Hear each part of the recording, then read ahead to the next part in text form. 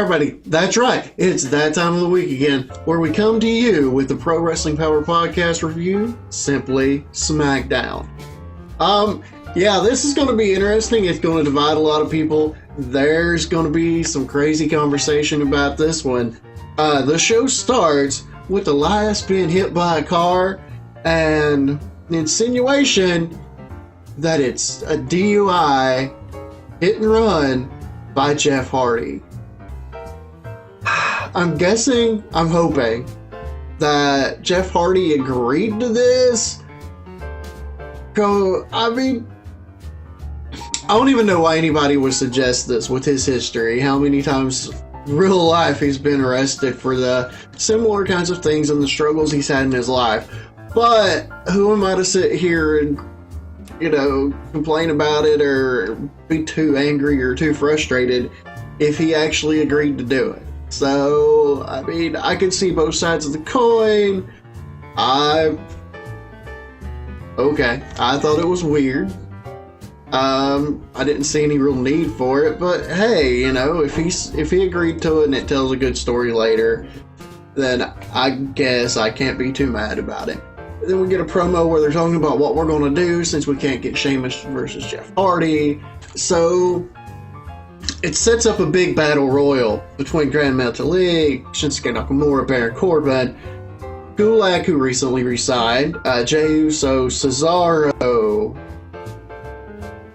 Lince Dorado, Shorty G, still a terrible name, Sheamus, Dolph Ziggler, and if I missed anybody, I'm sorry. It was just a big old battle royal, so many people, and it was really good. I have to give them absolute credit for it. Kind of like it was kind of like the Royal Rumble, over the top battle royal type thing, to see who faces Daniel Bryan later in the Intercontinental title tournament.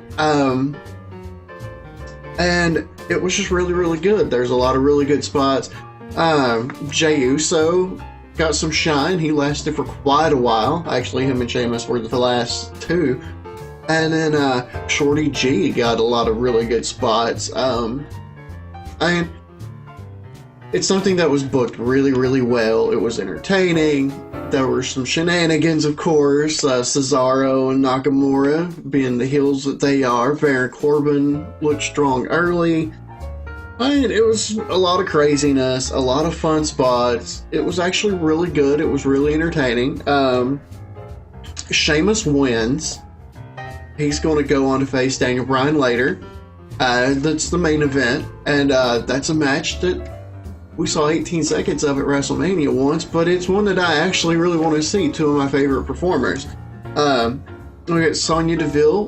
Then there's some promos that go, a couple of promos, and I'm not covering people talking into the mic. They were promos. It was Sonya Deville versus Lacey Evans, and it was really weird. Lacey Evans was dominating the match up to a point where she just yells, "Mandy Rose is better than you." And apparently that's like Sonya Deville's Hulk switch, because she went off and took control of the match there. And it was solid. Sonya's a good worker in the ring. Lacey's a good worker in the ring. They worked well together. It wasn't anything spectacular, but it did it did start a story. It starts a feud that I want to see now. I never thought I'd ever want to see these two wrestle, but I do. We got a double count out finish, so it laid some seeds, and I really like that they set this up and where they're going with it. Then we had a couple of other backstage segments here and there, and we get it was a crazy, chaotic moment of bliss. New Day came out and talked about the Forgotten Sons to work on that feud a little bit. Sasha Banks and Bayley came out and they reminded Sasha that she was the only non-champion in the ring, and it didn't go well. And her and Alexa Bliss get a match, and I'm just like, okay, Sasha Banks, Alexa Bliss, this is pay-per-view quality. It's two of the top women of the SmackDown card. It was a little weird because Bayley and Nikki Cross were on commentary, and that kind of detracted from the in-ring action. And then, of course, we get partner shenanigans and a roll-up finish. Sasha wins because Bayley bumps Nikki Cross into Alexa Bliss, and Sasha steals the win. There's a little weirdness because the Iconics are going after the tag team belts against them, and they were nowhere to be seen.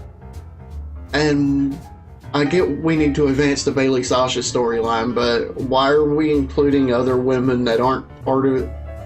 I don't know. Maybe it'll make more sense later down the road, but as just a one-off episode or a one-off moment, it didn't make a whole lot of sense in the grand scheme of things.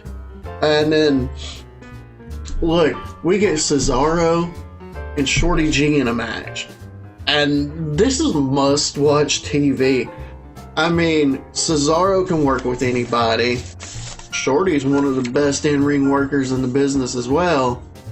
And I wish they'd gotten more time. Like, I really wish that they had gotten more time to do this match and really play it out and really show what they're, and just have more time to showcase these two athletes. Of course, because WWE is allergic to Cesaro winning, Shorty G wins with the second consecutive roll-up of the show. I'm okay with the finish once, maybe a week.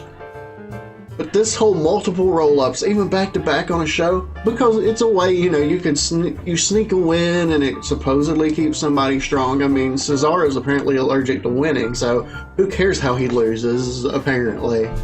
But, I don't know. We're going to the well one too many times with this finish. I don't know. I mean, it's weird because people kick out of finishing moves, but they can't kick out of the roll-up. It's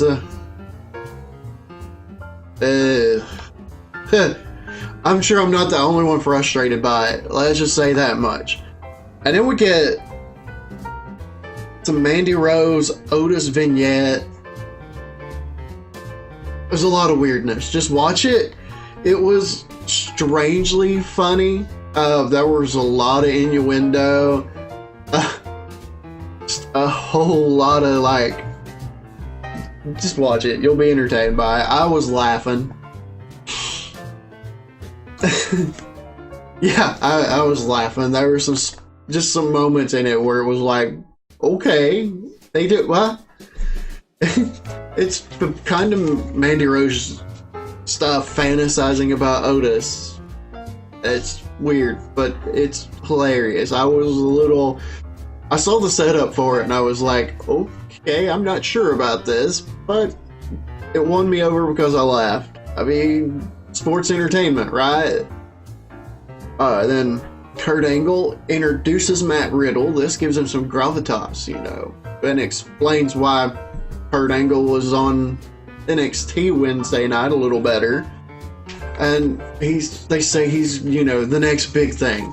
Let's hope they book it properly and he earns it rather than it feeling force-fed. Because he does have the potential to be there. He was very likable. Probably also proof that they don't drug test at times, but that's neither here nor there. He's a good performer. His last match proved to me that he can work in a style I didn't think he could work in and be convincing. Then we get the main event.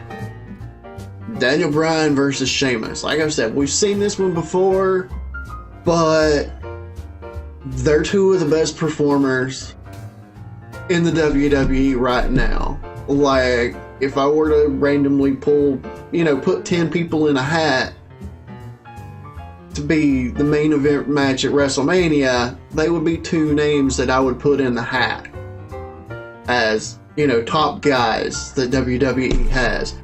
And it was hard hitting. It was everything you would think you would get from these two guys at this point in time in their career. I mean, Sheamus is a big guy who does a really good job of working with the smaller guys. I mean, he's worked with Daniel Bryan. The matches he did with John Morrison way back in the day were absolutely brilliant, and I'd love to see that feud get started back up again. For you young folk that didn't get to see it back in the day. And of course, Daniel Bryan's Daniel Bryan. But Daniel Bryan wins after Jeff Hardy comes back. Like, that's the quickest booking in a rest I've ever seen. And they try to tell the story a little bit. Jeff wasn't drunk and it was all a setup. And we all know that Sheamus set him up to try to get the match set because of that feud and all this. And that is really weird. Because you can't do a blood test that quick. I mean, it's just... And if you hit and run somebody, you're not going to... Even you can hit and run people without being drunk. So whoever, whatever... There's probably a statement on Twitter or WWE.com or some craziness like that explaining it. I don't know. I wasn't a fan. We could have advanced the feud without doing that. But, anyway... I really, really hope that you guys enjoyed this. Please like, subscribe, leave us a comment down there. Tell me what you think about this whole Jeff Hardy DUI arrest. Whether you think it's a good idea, bad idea, you agree with the story idea, whatever. Let me know. I'd appreciate it. Anyway, guys, thank you. Stay safe. God bless.